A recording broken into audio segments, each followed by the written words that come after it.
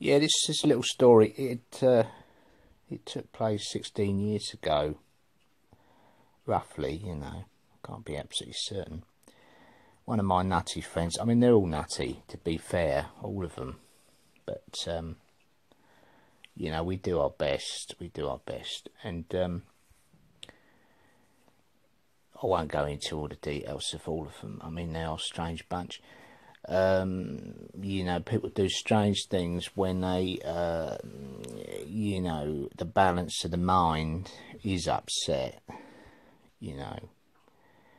running bollock naked, amongst other things. Todgers and tits, as they say,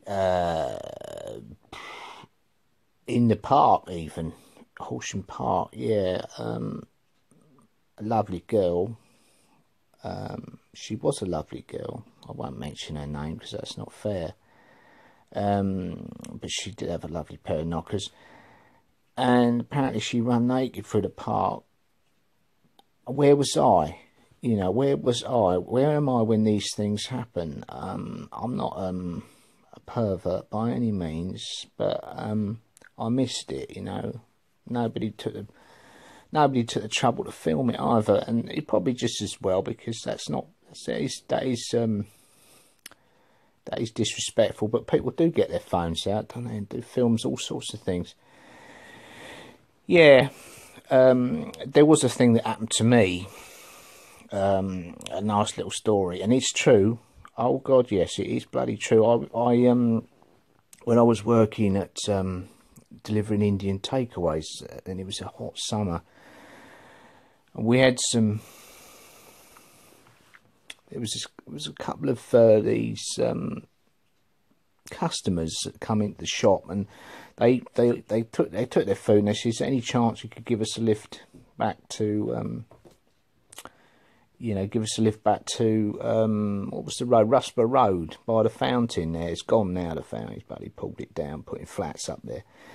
Anyway, you've got to do that in the end of the day, put your flats up. Yeah, anyway, I dropped them off, these two guys, and the window was down, and this girl just approached, She leaned in and she said, do you want to have a look at my, do you want to look at my tits? And I mean, my brain was trying to process this, because I was a bit lost for words. I didn't stutter, I didn't stutter. I just said, yeah, okay, And then she just locked them out, There they were. They weren't, spectacular, but they were nice. And you've got to take what you can with these things. But anyway, you don't look a gift horse in the mouth. She wasn't that ugly, actually. Anyway, she had them out. And then, oh yes, then she said, "Do you want to look at my cunt?" And in the same vein, I said, "Okay, yeah." And she went to the front of the car, bent, leaned forward and hoiked up her,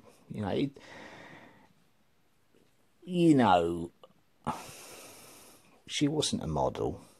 She wasn't a model, but it wasn't the worst sight I've ever seen. And I was kind of blinded. It was a bit like a deer in the headlights, whatever. I didn't really process it quite until later. But that's what happened. But anyway, back to this guy that I was going to mention about. His name was Jim, and it was 16 years ago, and I was lucky enough. No, it was before that. I had this black Fiesta. You said black Fiesta. It was nice. It wasn't a bad little car. And anyway, Jim had said to me, he said, we were in town, he said, do you think you could drop me off in Roffey? I said, I can't take you home. I said, I've got to go to Tesco Express. He said, oh, that'll do. So, you know, he gets in the car. It's a fucking hot day. Oh, yeah, fucking hot day. So, drove up there, and he gets out, and he didn't quite shut the door properly, and I leaned forward, as one does, you know, to make sure it's shut. And I thought, what the stench, liquefied Stilton. It was no, it was worse than that. It was it's coming up. It was just rising off that seat. And this is not a word of a lie. You know, this wasn't the end of the story. I mean, I got home and I bloody doused it in Febreze, mate. I doused it. I didn't know what else to do. I didn't want to rub it or anything because it was quite alarming, the smell. But, I mean, I'm not kidding you. It must have been, I reckon it was 5 months after that, because I got another car. What it was, my mum was getting rid of a white Fiesta, and I got this car. And I passed on the black one to my ex-wife, and then there was this time, and she said to me, just a question. She said, what? There's an awful bloody smell in the front there, in the front seat, the front passenger seat. And I said, you're bloody kidding, aren't you? I said, you're kidding. I said, I doused that in Febreze. I said, it was months ago. And I was thinking, you know, this is some kind of, it's like that malodorant, the stuff, you know, the stench soup, whatever they call it, in the military they use to clear rooms, clear old, you know, entire battle zones or whatever, you know.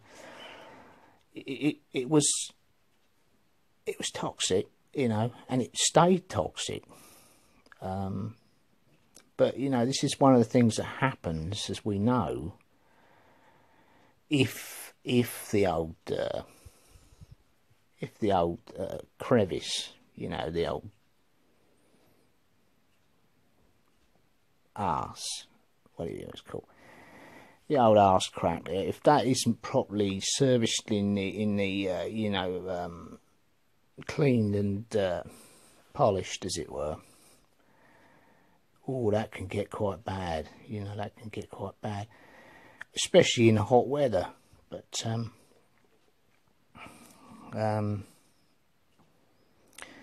yeah,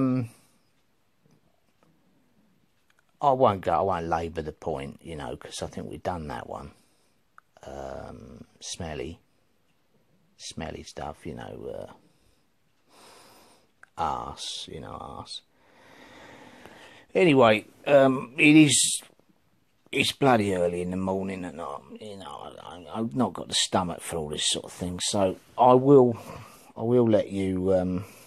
What's that cat doing there, Alfie? I will let you. Here, boy. Come here, boy. Come here, Alfie. Alfie. Oh, boy. Oi. Come here.